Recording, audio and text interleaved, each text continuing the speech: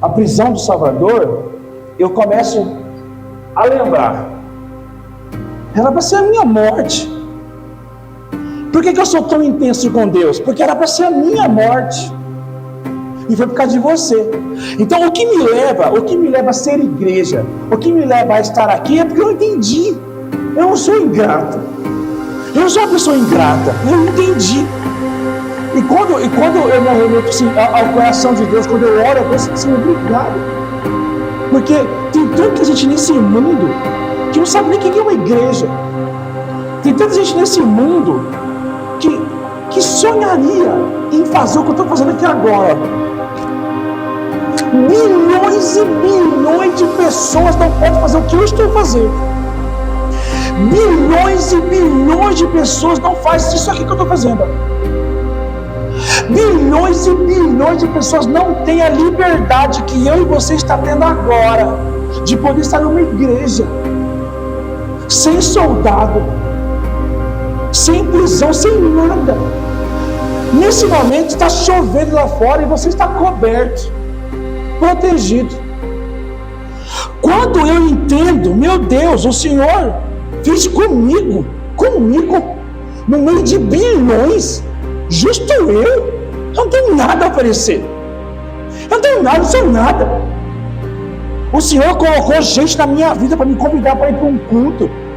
O Senhor colocou gente na minha vida para eu entregar a minha vida para Jesus. O Senhor fez gente orar por mim. Eu não tenho nada. Eu nunca fui bom para ninguém. Mas oraram por mim. Minha mãe nunca foi crente, meu pai também, meu irmão também, meus avós, minha família inteira nunca foram crentes. Mas o Senhor colocou um homem numa empresa que eu trabalhava, aquele homem começou a orar por mim e me evangelizou e falou de Jesus para mim, e por causa disso os meus olhos se abriram. Aí quando eu me coloco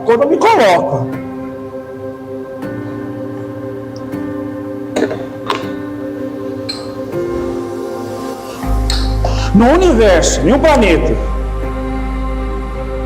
redondo, que não sou terraplanista, bilhões e bilhões e bilhões e bilhões, são 8 bilhões? 8, né? O planeta, né? 8 bilhões.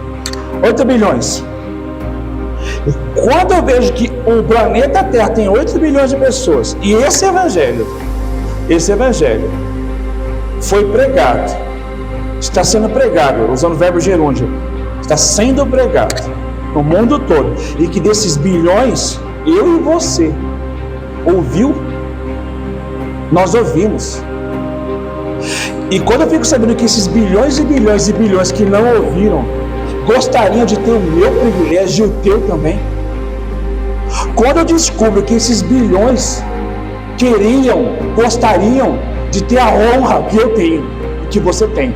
Quando eu descubro que esses bilhões e bilhões do planeta gostariam de vivenciar um culto como esse,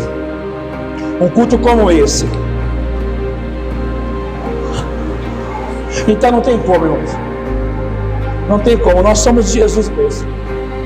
E nós temos que entregar em 2023 agora tudo de nós. Porque Ele foi preso para nos fazer livre, foi morto para nos trazer vida. E vida em abundância. Esse é o Cristo que nós pregamos aqui nessa igreja. Esse é o Salvador da sua vida. Imagine você afogando, bebendo água. Vai alguém pegar na tua mão, eu te tiro da tua. Foi isso que Ele fez. Estava morrendo. Ele tocou em você, Ele curou você, Ele tirou e te transportou do império das trevas para o reino do seu Filho amado. Esse é o poder do eu sou, do Cristo. Portanto, igreja, leve Cristo a sério. Tem que ser sério isso aqui. Isso aqui é muito sério. Isso não é brincadeira, isso é muito sério. Eu não quero desonrar esse ato, porque isso aqui é muito sério. Porque assim, os sacaram soldados comandando a guarda, prenderam Jesus e amarraram ele. E nós somos livres nele. Se pois o Filho vos libertar, verdadeiramente sereis livres. Ele foi preso e amarrado para você ser livre. Você vai para a tua casa agora sem nenhum soldado atrás de você. Ninguém vai te importunar. Nem enquanto eu espero. Ninguém vai te atrapalhar. Então tem que levar Jesus a sério.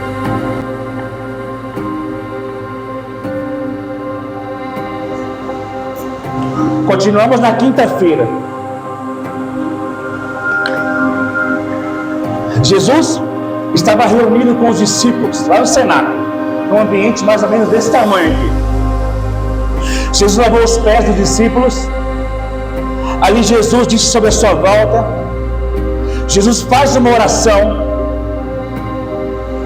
Jesus, ele sai dali, daquele ambiente, e ele vai para um lugar chamado Getsemane, um jardim, e ora. Jesus, ele ora. Depois que ele ora, ele sai dos cenáculos, passa pelo vale de Cedron, faz a oração no meio da mata, todo escuro. Judas, que vendera o Senhor por 30 moedas de prata, se aproxima com mais ou menos 700 soldados. Era Páscoa, a cidade estava lotada, cheia de gente. As pessoas ficaram com medo de que Jesus ele enfrentasse os soldados com seus discípulos. Então eles se aproximaram e Judas disse assim: eu vou levar vocês no jardim, que eles vão muito, porque eu já fui muitas vezes lá. E ele chegando lá, eu vou dar um beijo demorado no rosto de quem vocês têm que prender. E assim que eu der o beijo no rosto de quem vocês devem prender, vocês podem vir e prendam-no. Judas imediatamente chega para perto de Jesus, dá um beijo alongado em tempo. Os guardas se aproximam. Pedro sai do meio deles, desembanha uma espada, vai para um soldado chamado Malco, corta a orelha de Malco, o soldado cai no chão. Jesus ele olha a cena, imediatamente ele pega a orelha do soldado, cola de novo a orelha, olha para Pedro e diz: porventura não beberei o cálice que meu pai me deu? Até aqui. A partir desse momento, Jesus estará sendo levado fora dos discípulos. Agora Jesus será preso. E eu tenho algumas questões para ministrar ao teu coração que Deus falará ao meu. A primeira coisa que Deus falou ao meu coração é que a sua atitude determina a sua altitude. Acompanhe comigo, por favor. Tendo terminado de orar, Jesus saiu com os seus discípulos e atravessou o vale de Cedron. Do outro lado havia um olival, onde entrou com eles. A primeira coisa que eu aprendo: Jesus, tendo terminado de orar, Jesus saiu. Chegou um momento na vida de Jesus, eu acabei minha oração. Eu terminei minha oração. Agora eu vou enfrentar. Agora eu vou para cima. O que tem diante de mim eu vou enfrentar. A primeira coisa que eu vejo aqui é que Jesus ele não ficou assim: e agora, hein? Eu vou ser preso. Olha o tanto de soldado que vai vir me prender. Não. Tendo terminado de orar, Jesus saiu com seus discípulos, atravessou um vale, tinha um vale muito grande, tinha um córrego, um riacho muito grande. Ele passou pelo riacho, ele foi na oliveira, ele orou, e ali, ele estava determinado a enfrentar o que tinha que enfrentar.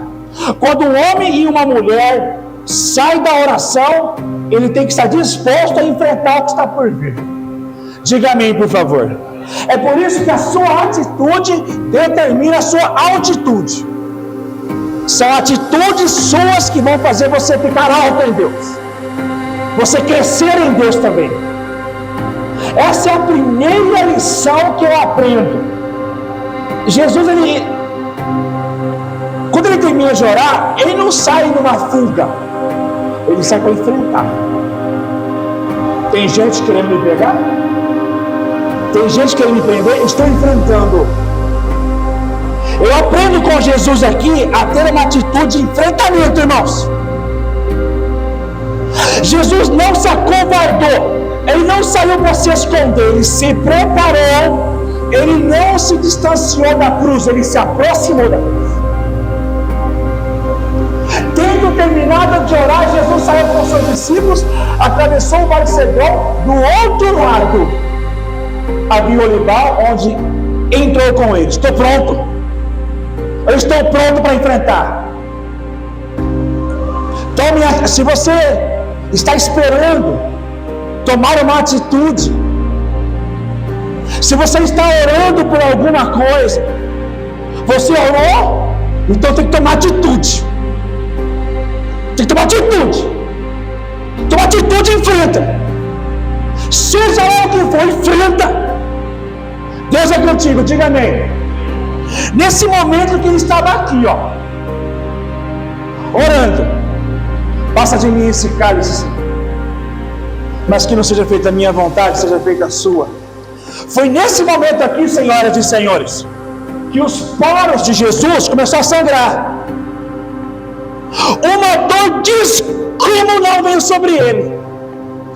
O peso do pecado, do seu pecado, do meu pecado, estava começando a abraçar o corpo de Jesus. É pesado. Passa de mim esse cálice. E você vai ver que Jesus, você vai ver que o primeiro Adão traiu a Deus em um jardim. O segundo também obedeceu a Deus em um jardim. Tudo em um jardim. Ele sai daquele lugar. Acompanhe Hebreus comigo, quando vai dizer assim, durante os seus dias de vida na terra, Jesus ofereceu orações e súplicas em alta voz. Eu disse em alta voz, eu disse em alta voz. E com lágrimas, eu disse com lágrimas, eu disse com lágrimas.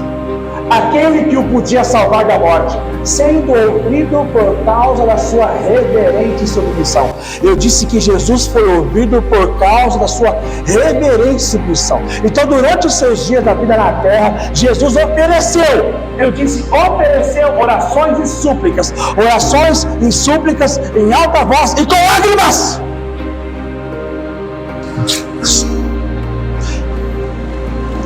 Sendo ouvido por causa da sua reverente oração. Segunda lição.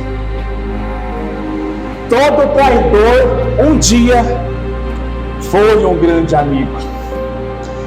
Irmãos, quem trai você, se ele te traiu, porque foi amigo seu um dia. Porque se ele não foi seu amigo, não ia doer. Nós só nos sentimos traídos por pessoas que são perto de nós. Pessoas que não são perto de nós não nos afetam. Se alguém falou mal de você e não faz parte do seu ambiente, do seu relacional, não dói. Amigo dói. Acompanha comigo. Ora, Judas, o traidor, conhecia aquele lugar. Você vai perceber que sempre os traidores conhecem os lugares que nós andamos e conhecem as nossas vidas. Traidores moram também dentro de casa. Traidores caminham conosco em serviço. Traidores ficam perto de nós também. E nós temos que saber lidar com pessoas que falham com a gente, que erram conosco. Porque Jesus muitas vezes se reunira ali com seus discípulos. Aqui Judas ele vai passar para a história como alguém que entregou a Jesus. Judas ele vai passar para a história como um traidor. Judas vai passar para a história como alguém que deu um beijo de traição. Judas ele escolheu a mais sagrada das noites, uma noite de Páscoa. Ele escolheu o jardim mais sagrado, que era o Getsemane. E ele escolheu também a forma mais sagrada de trair alguém, com um beijo. Você já foi traído por alguém? Você já traiu alguém? Você já feriu a confiança de alguém? Já chateou alguém? Você acreditaria se eu dissesse que você mais errou com as pessoas do que erraram com você? Você acreditaria se eu dissesse para você que você mentiu muito mais para você mesmo do que as pessoas mentiram para você? Você acreditaria se eu dissesse para você que você foi a pessoa que mais fez mal para você mesmo do que os outros? Você acreditaria se eu dissesse para você que as pessoas de fora não têm tanta culpa no que aconteceu com você?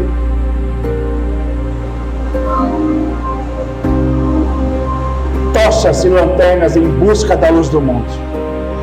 Então, Judas foi para o Olival, levando consigo um destacamento de soldados e alguns guardas, enviados pelo chefe dos sacerdotes e fariseus, levando tochas, lanternas e armas. Ali estava Jesus.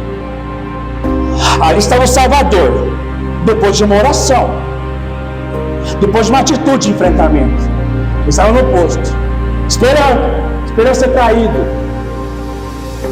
Jesus não ficou mal, não entregou os postos porque foi traído. Então Judas foi para o Olival lá.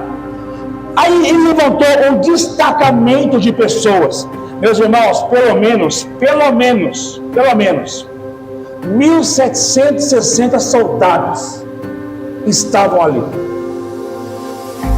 Por quê? O Sinédrio entrou em conchavo com Roma e disseram: é Páscoa, a cidade está cheia de gente, vamos prender esse que diz que é o Messias à noite, afastado da cidade. Vamos com muitos soldados, porque se ele nos enfrentar, nós temos muita gente para enfrentar ele. Se Jesus, o que diz ser o Salvador, nos enfrentar, nós vamos para cima. Então tem muita gente.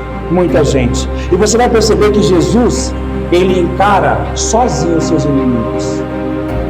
Sozinho. Homens que levantaram tochas e lanternas não sabiam que a luz do mundo estava ali. Muitos crentes também que vivem em trevas não percebem que a luz do mundo também está aqui. A luz do mundo está aqui nessa igreja. A luz do mundo está dentro de você. Diga amém, por favor. Quarto ano. O cristão situa-se em apenas dois estados: busca ou foge de Deus.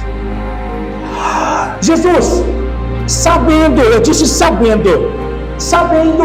o que iria acontecer, saiu e lhes perguntou: a quem vocês estão procurando?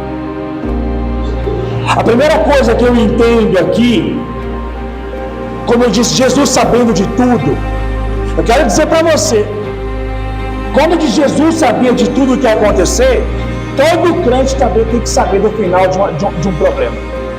Todo crente tem que saber o final de uma tribulação. Todo crente deve saber o final de um problema. Todo crente deve saber o final do seu dia. Todo crente deve saber, conhecer aonde que ele vai passar a sua eternidade. Todo crente deve saber que Deus está com ele. Todo crente deve saber que na hora que apertar, na hora que for estreito, tem que saber que ele não está sozinho. Todos os crentes têm que saber disso. Jesus, sabendo tudo o que vai acontecer, nós também sabemos o que vai acontecer. E nós sabemos que a nossa vida também está nas mãos de Deus. Nós sabemos. Saiu e perguntou: o que vocês estão procurando? Aqui eu vejo um Jesus de enfrentamento, irmãos. 700 soldados. O que vocês estão procurando? O que vocês querem amarrar? O que vocês querem prender? Existem dois níveis de cristãos. Na hora que aperta o cerco, alguns fogem de Deus e outros buscam a Deus. Jesus não quis fugir. Jesus não se intimidou com o aparato militar. Jesus não ficou receoso. O que é que vocês querem? É isso que eu aprendo com o meu Jesus aqui, é enfrentar. Jesus, cheio de coragem, cheio de postura. Pode vir. Meu Pai cuida de mim.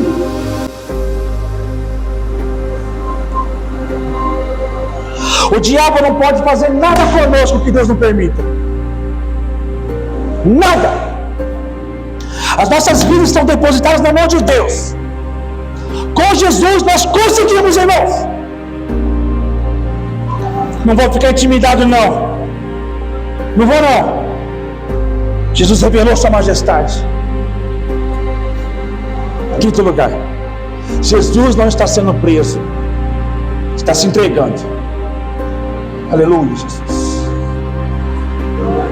A Jesus de Nazaré responderam eles. De repente, irmãos, meu Deus do céu, foi um brado.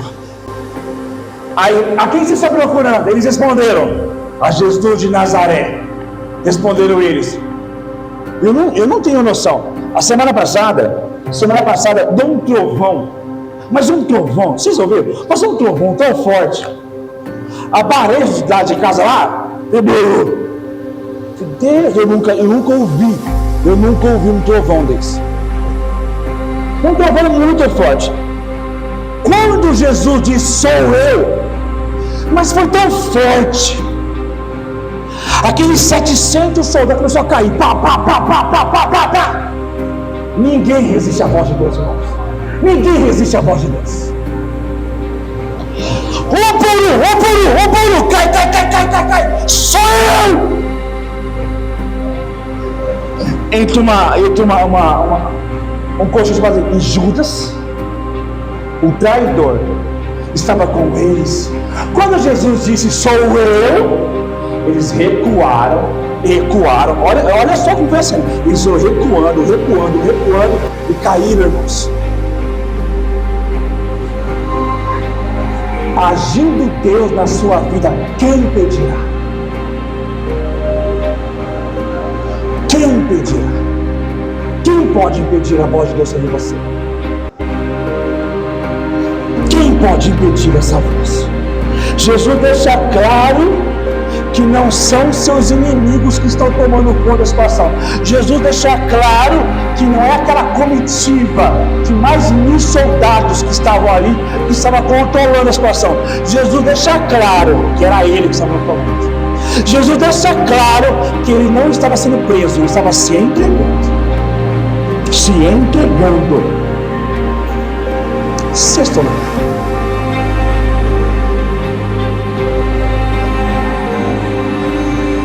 Jesus protege seus discípulos e libera-os de enfrentar o mesmo destino. Eu vou dizer para você, é só Cristo mesmo, irmãos. Olha que poderoso isso aqui, ó. Respondeu Jesus, já lhes disse que sou eu. Foi para a terceira vez. Por que Jesus respondeu a mesma coisa 3 vezes? Porque estava tonto mesmo. Tontinho. Tonto, olhando. Quem que é? Na frente, sou eu. Olha o que ele fala. Se vocês estão me procurando, deixem ir embora estes homens. No exato momento em que está se entregando nas mãos dos pecadores, Jesus ainda protege os seus discípulos de não terem o mesmo destino que eu mesmo tivera. Jesus naquele momento disse assim, esse problema é meu, esse fardo é meu, essa guerra é minha, os meus não, libera eles. Irmãos, é impressionante que existem coisas que você suporta para que os outros não suportem junto com você. Existem coisas que nós temos que suportar para impedir que os outros suportem, porque não vão suportar. O que Jesus fez foi o seguinte: eu posso ir para a cruz, eu posso enfrentar a dor, eu posso encarar vocês de frente, e eles não. Deixa eles irem. O problema aqui é meu, a situação aqui é minha. Vocês querem a mim. Aqui eu vou aprender que Jesus, ele sempre teve o interesse de também nos proteger da mão do mal, irmãos. Quando o diabo, ele acusa você, ele ataca você, Jesus mostra a mão dele assim, ó. Aqui as minhas marcas. Eu morri por ele. Aqui, ó. Eu perdoo ele. Você não tem direito sobre ele. Ele é meu. Ele é meu, ele é minha propriedade. Aqui as minhas marcas, aqui, ó. É meu filho, eu protejo. Não toca neles. Não toca neles. E tudo isso aconteceu porque você não será perdido. Diga amém por isso. Isso aconteceu para que se cumprisse as palavras que ele dissera. Cumpre. O que Deus fala sobre você, cumpre. Eu disse: o que Deus fala sobre você, cumpre. Deus cumpre. Não perdi nenhum dos que me deste. Tinha uma palavra, tinha uma oração que ele fez lá em João 17, irmãos. Meu Deus do céu, olha isso aqui.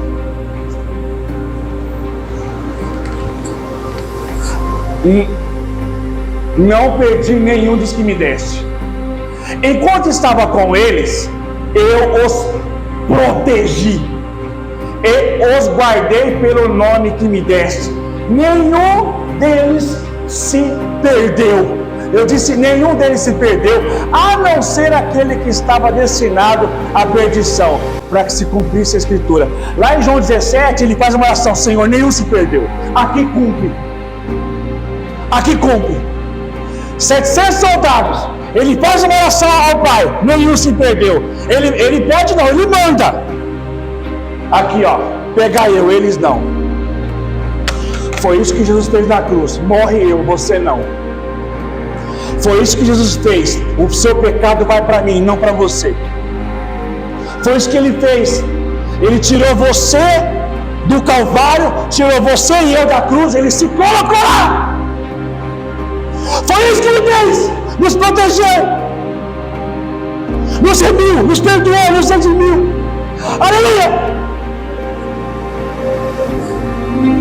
Pedro trava a batalha errada, com a arma errada, na hora errada e com a motivação errada. Aí vem um Pedro, Simão Pedro, que trazia uma espada, tirou-a e feriu o servo do sumo sacerdote, decepando-lhe a orelha direita. O nome daquele servo era Malco. Esse homem, meus senhores,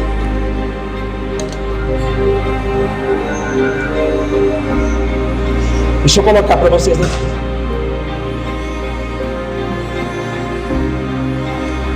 Simão Pedro trazia uma espada, tirou-a e feriu o servo do sumo sacerdote, decepando-lhe a orelha direita. Certamente Pedro quis cumprir a promessa. Eu vou morrer com o Senhor. Eu vou para a prisão com o Senhor. E no momento que os soldados se aproximaram de Jesus, ele tira, porque ele lembra: é agora. Agora eu vou matar. Porque eu falei que eu ia matar por ele e ia morrer por ele. E aqui Pedro, ele batalha a batalha errada. Como muitos crentes têm batalhas erradas. Ele tem a arma errada. Como muitos crentes têm armas erradas. Ele vai na hora errada. Como muitos crentes decidem na hora errada. E ele vai com a motivação errada. Como muitos crentes também têm motivação errada. Muitos. Com isso, eu suplico à igreja para que você não lute batalhas espirituais com armas carnais. Você não pode lutar batalhas espirituais com armas carnais. Não pode. Olha só, Jesus, porém, ordenou a Pedro: guardai a espada. Guarda seus argumentos. Guarda seu argumento. Guarda sua reclamação. Guarda. Não é para você ficar falando, não é para você ficar fazendo. É espiritual. É espiritual o que está acontecendo. Ele vai falar assim: acaso não haverei eu de beber o cálice que o Pai me deu? Está dizendo assim: por que você está fazendo isso? Você acha que eu não vou morrer pelos meus filhos? Você vai impedir que eu morra e ressuscite ao terceiro dia? Foi meu Pai que me deu sofrimento por você. Jesus tinha um cálice para beber. Nós também, irmãos. Nós temos cálices para beber, cálice de sofrimento também. Com isso, eu vos afirmo da seguinte forma: quando Jesus ele desce, olha isso aqui. Pois embora vivamos como homens, não lutamos segundo os padrões humanos. Não lutamos segundo padrões humanos.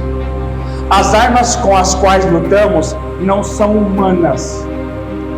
Pelo contrário, são poderosas em Deus para destruir fortalezas, destruirmos argumentos. Olha, irmão, eu vou falar assim: Deus me dá uma graça. Deus me dá uma graça para vencer argumentos. Os irmãos sabem como que eu sou de argumento, né? Difícil pegar nessa área. Por causa disso aqui, ó. As armas com as quais lutamos não são humanas. Casal não luta com armas humanas. Homem nenhum luta com armas humanas. Com as quais lutamos, elas são poderosas em Deus. As armas que vocês lutam têm que ser poderosas em Deus. As armas que vocês devem lutar devem ser poderosas em Deus. Para quê? Para destruir fortalezas, argumentos, toda pretensão que se levanta contra o conhecimento de Deus, e levamos cativo todo pensamento para torná-lo obediente a Cristo. Sabe o que aconteceu aqui, irmãos? Se Jesus não tivesse colocado a orelha de Malco no lugar, seriam 4 cruzes. 4. Pedro seria uma delas. Se Jesus não tivesse operado um milagre em Malco, Pedro seria preso, crucificado junto com Cristo também. 4 cruzes seriam.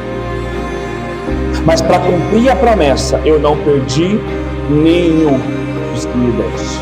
Concluindo, a prisão do Salvador. Depois de tudo isso, o texto santo vai dizer assim: o destacamento de soldados,